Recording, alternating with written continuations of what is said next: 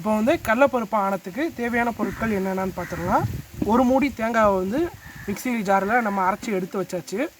3 தக்காளி, ஒரு முள்ளங்கி, மல்லி புதினா கொஞ்சோண்டு, 2 பச்சை மிளகா, 2 கத்திரிக்காய், 6 சின்ன வெங்காயம் எடுத்துக்கோங்க. இப்போ வந்து நம்ம அடுப்பை பற்ற வச்சிடலாம். இப்போ வந்து பார்த்திங்கன்னா மண் சட்டியில் வந்து ஒரு 1.5 டம்ளர் கடலைப்பருப்பை வந்து நம்ம தண்ணியில் வேக போட்டிருக்கோம். இது நல்லா வெந்து வரட்டும். இப்போ கடலைப்பருப்பு நல்லா வெந்து வந்துருச்சு. நீங்கள் குக்கரில் வச்சிங்கன்னா 4 விசிலில் வெந்துடும் இது. இப்போ நம்ம விறகு அடுப்பில் மண் சட்டியில் செய்கிறதுனால இவ்வளோ நேரம் டைம் எடுத்துருக்கு. கிட்டத்தட்ட ஒரு அரை மணி நேரம் ஆகிருக்கும்.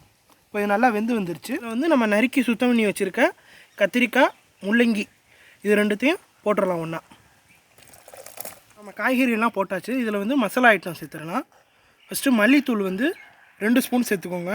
ஒரு ஸ்பூன் ஃபுல்லாக நிறைய எடுத்துக்கோங்க. இது மாதிரி 2 ஸ்பூன் 2 ஸ்பூன் மல்லித்தூள் போட்டாச்சு. மிளகாத்தூள் வந்து அரை ஸ்பூன் சேர்த்துக்கோங்க. காரம் அதிகமாக தேவைப்படுறவங்க நிறையா போட்டுக்கலாம்.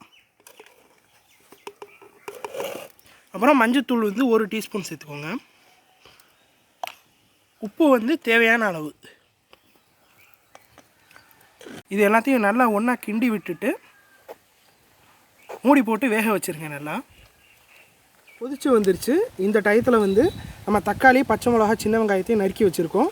இதையும் ஒன்றா போட்டுடலாம். கரண்டியை வச்சு எல்லாத்தையும் நல்லா கிண்டி விட்டுருங்க.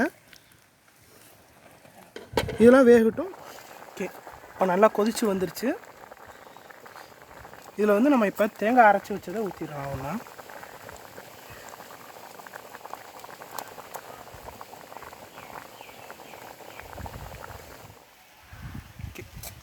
அவ்வளோதான், ஆனா ரெடி ஆகிடுச்சு. இதில் வந்து நம்ம தேங்காய் அரைச்சி வச்சதையும் ஊற்றியாச்சு. எல்லாத்தையும் ஒன்றா நல்லா மிக்ஸ் பண்ணி கிண்டி விட்டாச்சு.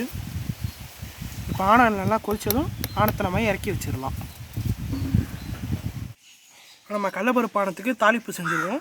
ஃபஸ்ட்டு ஒரு சட்டி காஞ்சதும் எண்ணெய் கொஞ்சோன்னு ஊற்றிக்கோங்க. தாளிக்கிறதுக்கு தேவையான அளவு எண்ணெய் நல்லா சூடானதும் நம்ம கடுகு இதில் போட்டுடலாம். கடுகு தாளித்ததும் நம்ம வெங்காயம், கருவேப்பிலை எல்லாத்தையும் ஒன்றா போட்டுடலாம்.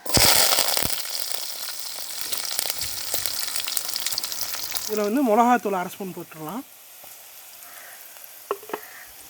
போட்டு நல்லா கிண்டி விட்டுருங்க.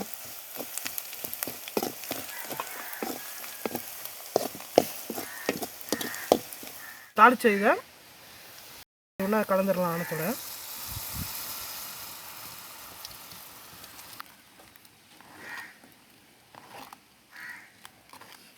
டெக்கரேஷனுக்காக நம்ம இப்போ மல்லி புதினா மேலே தூவி விட்டுருக்கோம். அவ்வளோதான், கடலைப்பருப்பு ஆனால் தயாராகிடுச்சு. வீடியோ பார்த்ததுக்கு ரொம்ப நன்றி. தேங்க்ஸ் ஃபார் வாட்சிங். மறக்காமல் லைக், சப்ஸ்கிரைப், ஷேர் பண்ணுங்கள்.